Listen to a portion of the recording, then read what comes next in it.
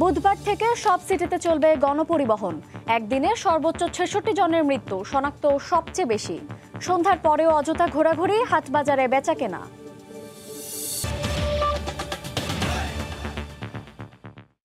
দেখছিলেন শিরোনাম। প্রবাসের সময়ের সঙ্গে আছে আমি শায়লা রহমান ইমা। মুন্সিগঞ্জের মীরকাদিমে পৌর মেয়রের বাসায় বিস্ফোরণের ঘটনার সবশেষ খবর জানাচ্ছিলেন সহকর্মী এহসানুল হক শাওন, এবং তার আগে মুন্সিগঞ্জ থেকে আমাদের সঙ্গে যুক্ত ছিলেন সহকর্মী নাসির উদ্দিন উজ্জ্বল। বুধবার থেকে অর্ধেক আসন ফাঁকা রেখে সব সিটি কর্পোরেশন এলাকায় চলবে গণপরিবহন। করোনা রোধে সরকারের ৭ দিনের কঠোর বিধি নিষেধের ২ দিন না যেতেই এই পরিবর্তন আনা হলো। মঙ্গলবার বিকেলে সড়ক পরিবহন ও সেতুমন্ত্রী ওবায়দুল কাদের জানান, সকাল ৬টা থেকে সন্ধ্যা ৬টা পর্যন্ত স্বাস্থ্যবিধি মেনে সিটি কর্পোরেশন শহরগুলোতে সড়কে বাস চলবে।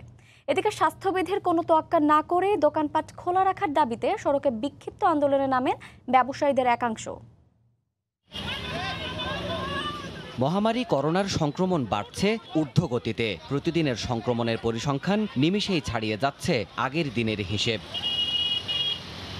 পরিস্থিতি যখন ক্রমেই অবনতির দিকে যাচ্ছে, তখন ৪ঠা এপ্রিল সরকারের তরফ থেকে মুখে লকডাউন বলা হলেও জীবন বাঁচাতে ১১ দফার কঠোর বিধিনিষেধ আরোপ করা হলো। তবুও কোনো ভ্রুক্ষেপ নেই মানুষের। রাজপথ দাপিয়ে গণমানুষের উপস্থিতি জানান দিল, জীবনের চেয়ে জীবিকায় বেশি মনোযোগী সবাই। পরিস্থিতি যখন টালমাটাল, কোভিড-১৯-এর সংক্রমণ ও মৃত্যু যখন অতীতের সব রেকর্ড পেছনে ফেলল, ঠিক তখন সরকারি নিষেধাজ্ঞার ১১ দফার প্রথম দফাই বিলুপ্ত হতে যাচ্ছে প্রজ্ঞাপন জারির ৪৮ ঘণ্টার মাথায়। যদিও সোমবার জনপ্রশাসন প্রতিমন্ত্রীর কথাই ছিল সরকারের কঠোর অবস্থানের সুস্পষ্ট ঘোষণা।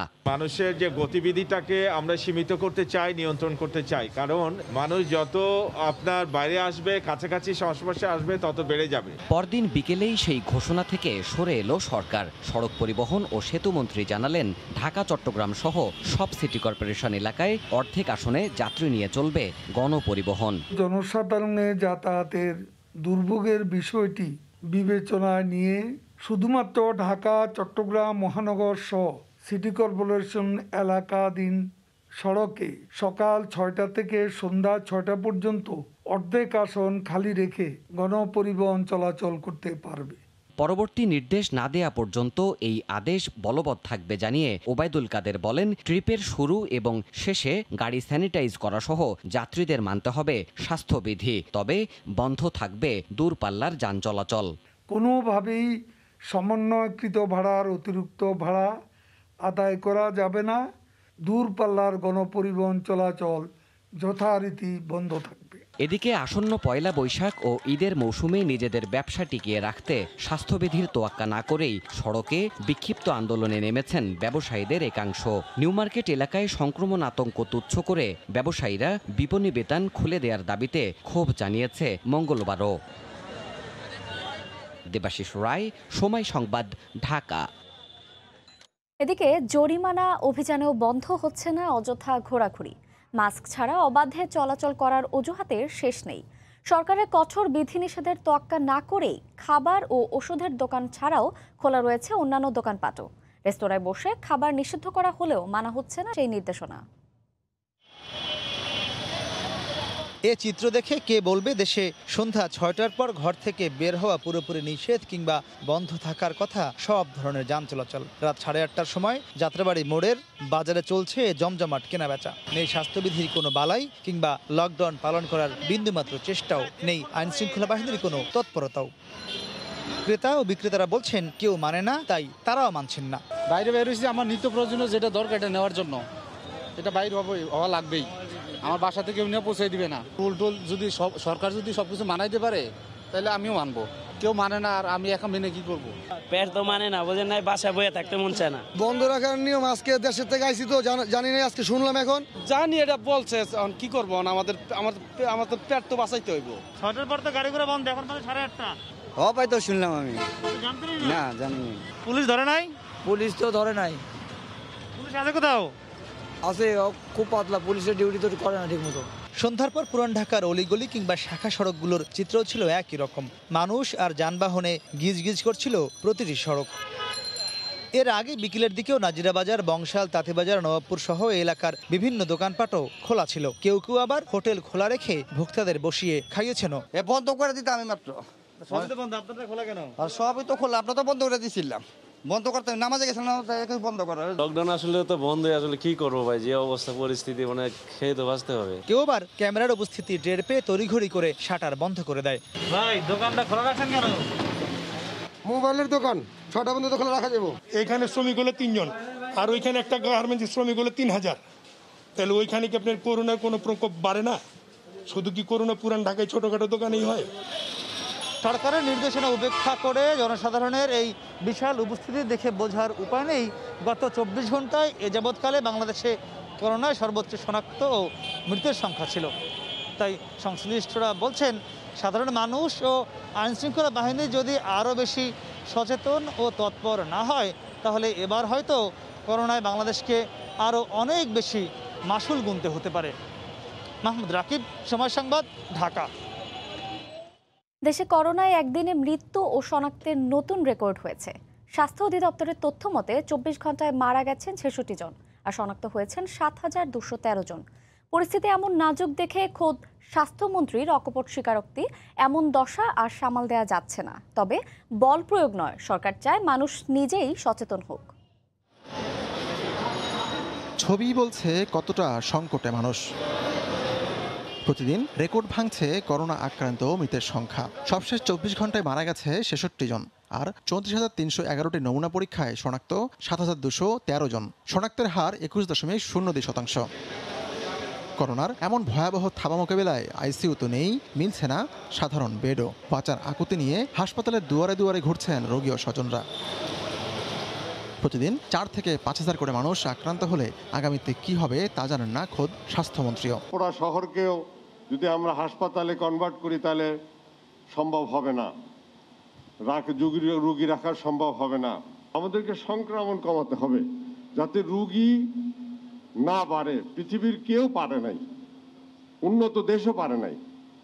আপনি যদি রুগী আজকে 10,000 হয়ে যায়, 20,000 হয়ে যায়, তখন তো আপনি কোথায় নেবেন, কোথায় চিকিৎসা করবেন? বেড বাড়ালাম, ডাক্তার কোথায় থেকে পাবো, নার্স কোথায় থেকে পাবো, যন্ত্রপাতি কোথায় থেকে পাবো? এটা তো সম্ভব নয়। সরকারের হিসাবে সরকারি হাসপাতালগুলোতে মোট সাধারণ শয্যা মাত্র 2,500 আর কোটি মানুষের শহরে করোনার আইসিইউ 128টি। চাহিদার তুলনায় এটি যে নগণ্য তা বলার অপেক্ষা রাখে না। হাত ধোয়া, মাস্ক পরা ও দূরত্ব মেনে চলা ছাড়া বড় কোনো হাতিয়ার এখন পর্যন্ত নেই বলে মানছেন সব পক্ষই। আতিকুর রহমান তমাল, সময় সংবাদ। বিনিয়োগ আকৃষ্ট করতে বাংলাদেশ প্রতিনিয়ত অবকাঠামোগত ও নীতিগতভাবে সব চেষ্টা জারি রেখেছে জানিয়ে প্রধানমন্ত্রী শেখ হাসিনা বলেছেন, বাংলাদেশের হাইটেক পার্কগুলোতে মার্কিন যুক্তরাষ্ট্র বিনিয়োগ করতে পারে। মঙ্গলবার সন্ধ্যায় মার্কিন বাংলাদেশ বিজনেস কাউন্সিলের একটি ভার্চুয়াল সভায় অংশ নিয়ে তিনি একথা বলেন। Bangladesh's dependency on foreign aid has reduced substantially. We are constantly improving our physical, legal, and financial infrastructures to facilitate foreign investment. Comprehensive Private Sector Assessment 2019 for Bangladesh, the ICT industry is expected to grow nearly fivefold to reach nearly 5 billion by 2025. We are offering one high-tech park for ICT investment by US companies. ঠেকানোর পাশাপাশি সামাজিক দূরত্ব নিশ্চিতে চট্টগ্রামের CDA Karnaphuli বাজারকে model হিসেবে গড়ে তুলছে police প্রশাসন। এখন থেকে এ বাজারে মাস্ক ছাড়া ক্রেতাদের কাছে পণ্য বিক্রি করা হবে না। সাক্ষাৎ রিপোর্ট ক্যামেরায় বিস্তারিত জানাচ্ছেন কমল দে। স্বাস্থ্যবিধি মেনে বাজার করবেন। একদিকে চলছে সামাজিক দূরত্ব নিশ্চিতে পুলিশের মাইকিং, অন্যদিকে শ্রমিক দিয়ে চলছে বৃত্ত আঁকার কাজ। আবার এসব কাজ তদারকি করছেন পুলিশের ঊর্ধ্বতন কর্মকর্তারা। মূলত সিডিএ কর্ণফুলী বাজারকে করোনা সংক্রমণ প্রতিরোধে মডেল হিসেবে গড়ে তুলতে পুলিশের এই আয়োজন। সামাজিক দূরত্ব মেনটেন হচ্ছে না, অবশ্যই যদি সচেতনতা না হয় দূরত্ব কখনো মেনটেন হবে না। যেহেতু এটা দিছে নির্দেশনা, এটা অবশ্যই মানতে হবে। যে কোনো এটা একটা পরিস্থিতি যেগুলো আসছে মোকাবেলা, এটা পালন করতে হবে অবশ্যই। অনেক মানুষের সমাগম হয়, যে কারণে সামাজিক দূরত্ব বজায় রাখা যায় না, অন্যান্য স্বাস্থ্যবিধি অনুসরণ করা হয় না। আমরা সেই জন্য এই কর্ণফুলী মার্কেট দিয়ে শুরু করেছি, যে এখানে আমরা বৃত্ত এঁকে দিয়েছি মানুষ এই বৃত্তের মধ্যে দাঁড়াবে, তাহলেই সামাজিক দূরত্ব রক্ষা হবে। এখন থেকে এই বাজারে মাস্ক ছাড়া কোনো ক্রেতার কাছে পণ্য বিক্রি না করতে নির্দেশনা দেওয়া হয়েছে। বাজারে প্রবেশ মুখে মাস্ক বিতরণ করবে পুলিশ। একই সাথে ক্রেতার সামাজিক দূরত্ব নিশ্চিতে তদারকি করবেন বাজার কমিটির নেতারা। আমরা বলতে চাই মাস্ক ব্যবহার করার জন্য, স্বাস্থ্যবিধি মানার জন্য, যেন বৃত্তির মধ্যে তাকে যারা বাজার করে এগুলো মনিটরিং করতেছি আমরা। মাস্ক ছাড়া ঢুকা নিষেধ। টেম্পারেচার মেপে এই বাজারে প্রবেশ করতে হবে এবং এই বাজার থেকে বাজার করতে হলে বৃত্তের মাঝে দাঁড়াতে হবে। ক্রেতা বিক্রেতা উভয়ের মুখে মাস্ক থাকবে। চট্টগ্রামের দ্বিতীয় বৃহত্তম এই বাজারে প্রতিদিন 1 লাখের বেশি মানুষ পণ্য কেনাবেচা করতে আসে। কমল দে, সময় সংবাদ, চট্টগ্রাম। ব্রাজিলে করোনার মৃত্যুর সংখ্যা কিছুতেই কমছে না, ওঠানামা করছে দৈনিক 1.5 থেকে 3,000-এর মধ্যে। আক্রান্ত হচ্ছেন গড়ে 50,000-এর মতো মানুষ। দেশটিতে বাংলাদেশ দূতাবাসের কর্মকর্তাদের অনেকেই করোনা পজিটিভ হয়েছেন। বহু বাংলাদেশি ভুগছেন কোভিড-19-এ। এ অবস্থায় ভেঙে পড়েছে দেশটির বাংলাদেশ কমিউনিটির জনজীবন, ভর করেছে অর্থনৈতিক দুর্দশাও। ব্রাজিলে কিছুতেই টানা যাচ্ছে না করোনার লাগাম। আক্রান্তের সংখ্যা এতদিন বাড়তে থাকলেও বর্তমানে সেটি কিছুটা স্থিতিশীল হয়েছে, কিন্তু মৃত্যুর সংখ্যা কমেনি এতটুকুও। সব মিলিয়ে বেগতিক দেশটির কোভিড পরিস্থিতি। কয়েক হাজার বাংলাদেশির বাস। প্রবাসীদের অনেকেই এরই মধ্যে আক্রান্ত হয়েছেন করোনায়। আক্রান্তের তালিকা থেকে বাদ যাননি বাংলাদেশ দূতাবাসের কর্মকর্তারাও। প্রবাসী বাংলাদেশিরা অনেকটা ভয়ভীতি আতঙ্কের মাঝে রয়েছেন। করোনা ভাইরাসের কারণে ব্রাজিলের অর্থনীতি অনেকটা ভেঙে পড়ে গিয়েছে। ব্রাজিলে নিযুক্ত বাংলাদেশের দূতাবাসের কর্মকর্তারা করোনা ভাইরাসে আক্রান্ত হয়েছেন। আমরা বাংলাদেশি কমিউনিটির সবাই খুব আতঙ্কের মাঝে আছি এবং অনেক বাংলাদেশিরা আক্রান্ত রয়েছে এবং অনেকে মৃত্যুবরণ করেছে। প্রতিদিন মানুষ 3-4 হাজার মানুষ করোনা ভাইরাসে প্রাণ কেড়ে নিতেছে। আক্রান্ত হইতেছেন 70-80 হাজারের মতো মানুষ। করোনা আক্রান্ত হয়ে মৃত্যুও হচ্ছে বাংলাদেশিদের।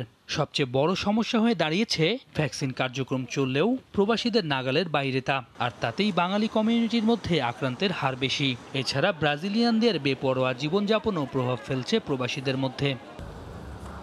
লাতিনে দেশটিতে 1,30,00,000-এর মতো মানুষ কোভিড-19-এ আক্রান্ত হয়েছেন।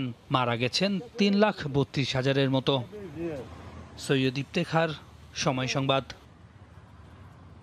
চলমান টিকা কার্যক্রমের মধ্যেও করোনায় সংক্রমিতের সংখ্যা বেড়ে যাওয়ায় শঙ্কিত জার্মানির স্থানীয় সহ প্রবাসীরা।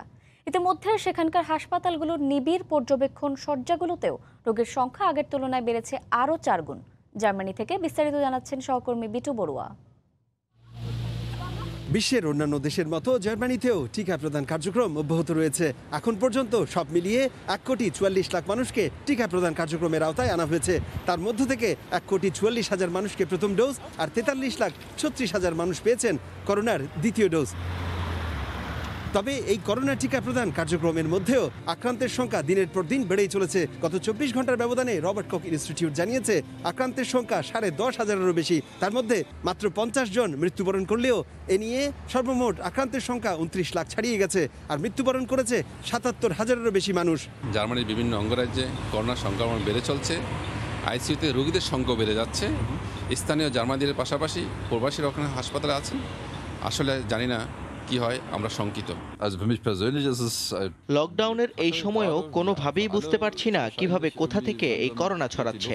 সত্যি বলতে কি, আমাদের সরকার যদি চলমান টিকা প্রদান কার্যক্রম আরো দ্রুত করত, হয়তো পরিস্থিতি আরো আগে কিছুটা হলেও নিয়ন্ত্রণে আসতো।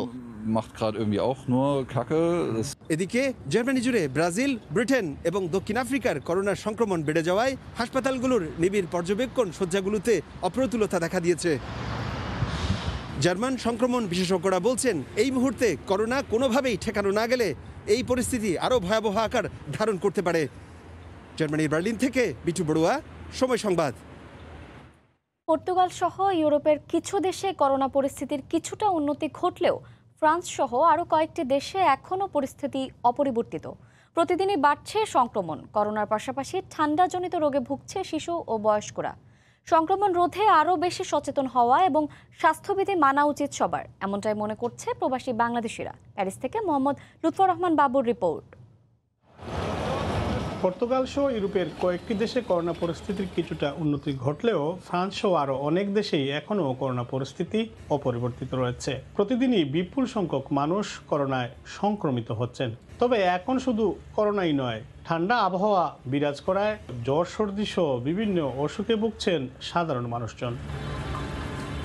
ফ্রান্সে যেভাবে দিনে দিনে করোনার সংক্রমণ বাড়ছে তা রোধ করতে হলে আরও বেশি সবাইকে সচেতন হতে হবে এবং স্বাস্থ্যবিধি মানা উচিত বলেই মনে করছেন সাধারণ প্রবাসী বাংলাদেশিরা। বর্তমানে ফ্রান্সে করোনা পরিস্থিতি একটি ভয়ঙ্কর রূপ ধারণ করেছে। প্রতিদিনই প্রায় 60,000-এর উপরে আক্রান্ত হচ্ছে। সরকার বন্ধ করে দিয়েছে স্কুল, বাচ্চাদের স্কুল। করোনার পাশাপাশি জ্বর, কাশি, পেটে ব্যথা, আমাদের বন্ধুবান্ধব, আমাদের অনেক ছেলে সন্তান, পরিবার সবাই আক্রান্ত হচ্ছেন। এই মুহূর্তে আমরা যেন সবাই সতর্কভাবে থাকি।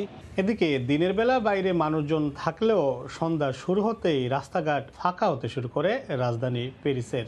গার দু নর্দ, মার্কস দরমোয়া, লা শাপেল সহ অন্যান্য জনবহুল স্থানগুলো সন্ধ্যা শুরু হতে না হতেই ফাঁকা হতে শুরু করে, জনশূন্য হয়ে পড়ে রাস্তাঘাট।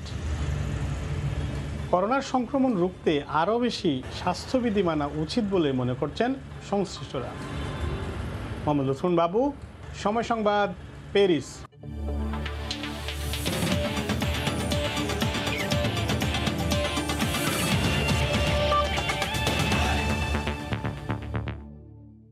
বাংলাদেশে করোনার সংক্রমণ বাড়লেও শ্রীলঙ্কা সফর নিয়ে আপাতত কোনো শঙ্কা নেই। পূর্বের সূচিতেই মাঠে গড়াবে সিরিজটি, যে সফরের জন্য টাইগারদের টিম লিডার হিসেবে থাকছেন খালেদ মাহমুদ সুজন।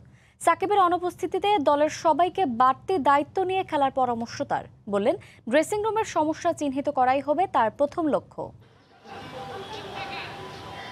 টানা ব্যর্থতায় বাংলাদেশ দল যেন পাল ছাড়া নাবিক। ঘরের মাঠে ক্যারিবিয়ান ব্যর্থতা কিংবা তাসমান সাগর পারের লজ্জা, সেই সঙ্গে যোগ হয়েছে সাম্প্রতিক সময়ে সিনিয়র ক্রিকেটারদের নানা তির্যক মন্তব্য। তাই তো আসন্ন লঙ্কা সফরের নাটাইটা নিজেদের হাতেই রাখছে বিসিবি। টিম লিডার হিসেবে দলের সঙ্গে যাচ্ছেন করা হেডমাস্টার হিসেবে খ্যাত খালেদ মাহমুদ সুজন। দায়িত্ব পেয়ে মাঠের পারফরমেন্সের সঙ্গে ড্রেসিং রুমে শৃঙ্খলা ফেরানোর ঘোষণা তার। আবার বাংলাদেশ টিমের সাথে যাবো, বাট ভেরি ইম্পর্টেন্ট একটা সিরিজ সামনে শ্রীলঙ্কার সাথে আমাদের। টিম বাংলাদেশের কি হলো আমি জানি না, কি হলো আমি যাচ্ছি যেহেতু আমি দেখবো এবার কি হলো। চেষ্টা করব টিম বাংলাদেশে যদি কোনো প্রবলেম থাকে সেটা যেটা ফিরে আসে টিম বাংলাদেশ হয়, আমরা কাঁধে কাঁধ মিলে লড়তে পারি, ভালো খেলা জিততে পারি, সেটাই আমার টার্গেট থাকবে। আমার তো কাজই সেটা করা। শ্রীলঙ্কায় সবশেষ টেস্টে স্মরণীয় জয় পেয়েছিল বাংলাদেশ। সাম্প্রতিক সময়ে ভালো ক্রিকেট খেলতে না পারলেও সিরিজ জয়ের সামর্থ্য আছে টাইগারদের, বিশ্বাস সুজনের। সেক্ষেত্রে দায়িত্ব নিতে বললেন দলের সবাইকে। অ্যাবিলিটি আছে এই দলটা ম্যাচ জিতা, সুতরাং সেই হিসাব করেই তো যেতে হবে, সেই চিন্তা নিয়ে যেতে হবে, সেই পজিটিভ ফ্রেম অফ মাইন্ডে আমরা যাবো ইনশাল্লাহ। যারা সিনিয়র আছে প্লাস জুনিয়র আছে সবারই দায়িত্ব থাকবে, এটা কোনো সিনিয়র জুনিয়রের খেলা না। National when you represent national team, আমি মনে করি you have the same responsibility. তবে সাকিববিহীন এই সিরিজটা যে কঠিন হবে সেটা ভালো করেই জানেন টাইগারদের সাবেক এই অধিনায়ক। বললেন, একটা জয়ই ঘুরিয়ে দিতে পারে সব প্রেক্ষাপট। সাকিব থাকলে তো অবশ্যই সেটা আমাদের সবসময় সবচেয়ে বড় পাওয়া যে সাকিব দলে খেলছে, বাট সাকিব যেহেতু খেলছে না তার বিকল্প যাই আছে আমাদের সেটা নিয়েই ফাইট করতে হবে। এবং যারাই আছে তারাও যে ক্যাপেবল না তা না, তারাও অনেক ম্যাচ উইনার, অনেক ম্যাচ তারা ভালো খেলেছে, জিতেছে। দুটি টেস্ট খেলতে 12 এপ্রিল ঢাকা ছাড়বে টিম টাইগার্স। ক্যান্ডির পাল্লে গেলে 21 এপ্রিল মাঠে গড়াবে প্রথম ম্যাচ। মাহবুব রিমন, সময় সংবাদ। এই পর্যায়ে শীর্ষ সংবাদ জানিয়ে দিচ্ছি আরেকবার। বুধবার থেকে সব সিটিতে চলবে গণপরিবহন। একদিনে সর্বোচ্চ 66 জনের মৃত্যু, শনাক্ত সবচেয়ে বেশি। সন্ধ্যার পরেও অযথা ঘোরাঘুরি, হাটবাজারে বেচা কেনা। এই ছিল প্রবাসের সময়, সঙ্গে থাকুন সময়।